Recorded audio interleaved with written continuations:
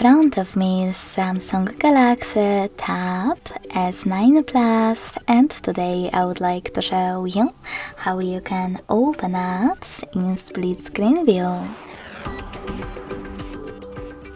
You need to begin by selecting one of your apps that you wish to use in this view.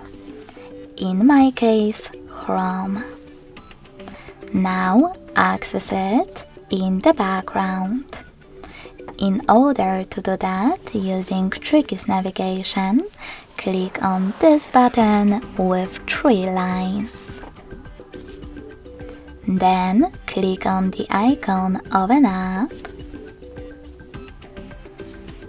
Select Open in Split Screen View and tap on the second app. In my case, Firefox.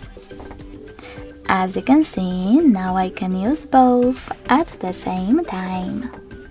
If you wish to go back from this mode, drag one of your apps all the way to the right or to the left and click on Home button.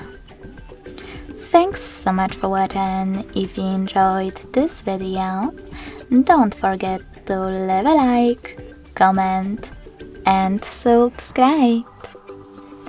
Bye!